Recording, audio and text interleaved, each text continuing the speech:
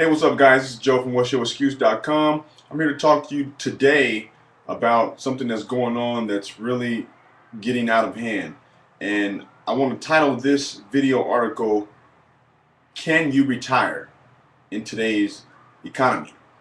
And what I mean by that is, let's go back 20 years ago in the 1980s and the 1990s to where people would, in the industrial age of working, the middle class workers, they would work for 25 to 30 years and they would retire with a pension. And that pension would pretty much pay them for their entire lives, give them medical benefits, vision and dental, and it would pay them a pretty much a salary per year, and you can actually live off it in the 80s and 90s. But what's going on today in the information age is people are working 20, 25, and 30 years and finding themselves having to retire from one job and go back to the next.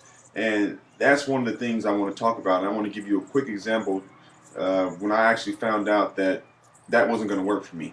When I turned 20, one of the guys at my job, he introduced me to something called 401k.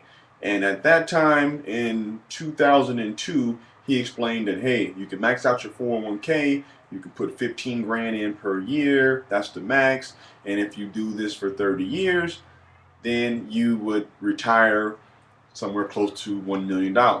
And I believe at one point that was true, but I don't think that's what's going on now.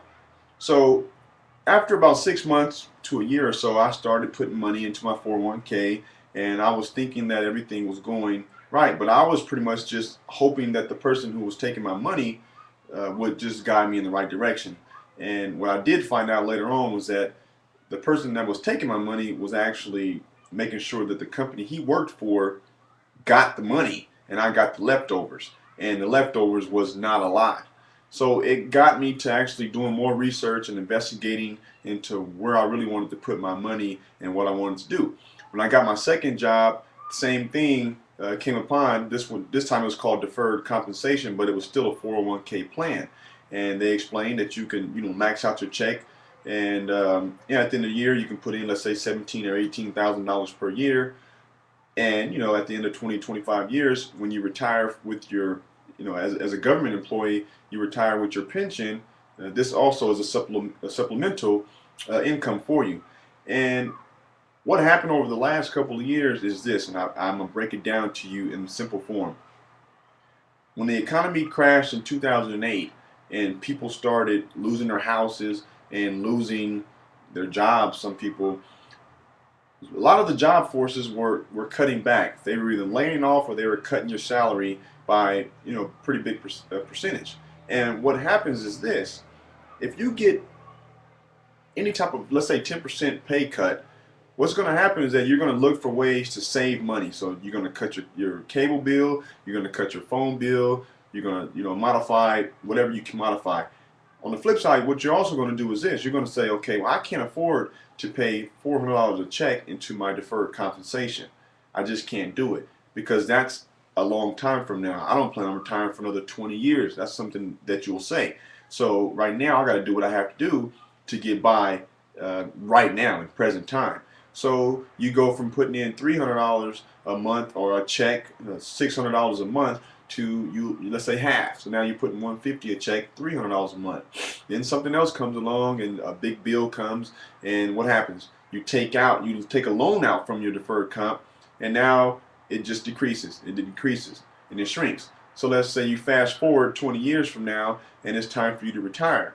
Well, if you would have did what they did, basically what they advise you to do, which is max it out every year and low risk and don't really play with it, and you just pretty much just let it sit and let it pretty much sit. You then basically at the end of the day you'll have, let's say, $300,000 to go along with your 80% of your salary. That's not happening anymore. What's happening is people right now in 2011 are retiring and going back to work for another job, even if it's part-time. And I don't think that's the true meaning of retirement. What people do now is they'll take 3 weeks off after they retire from one job and then go start another job, whether it's at Walmart part-time, Target, or anything. And I never understood that, and I don't necessarily condone that.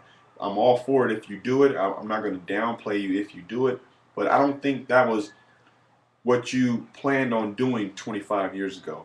So to wrap this up and make this as simple as possible, the best advice that I can give here is this. If you are in your 20s right now and you don't plan on retiring for another 20 to 25 years, here's my suggestion. Plan for your retirement now. And then when you're due to retire in 20 or 25 years from now, hopefully you won't have to go work for someone else, basically. I just don't see the reason in that. Some people do, I honestly don't. If you're going to retire, enjoy life. There is a ton of things to do and things to see all over the world. And working until you're 80 years old, quite frankly, is not the way of the future. So I hope you guys got something out of this. If you're retiring within the next 6 months to 1 year, I hope that you got a plan. If not, it's never too late. And for the youngsters and the youth, learn from someone else's mistakes, basically. So if you're going to work for a government or some type of employer for the next 20 to 30 years, plan, plan, plan. This is Joe from whatsyourexcuse.com. Have a good day.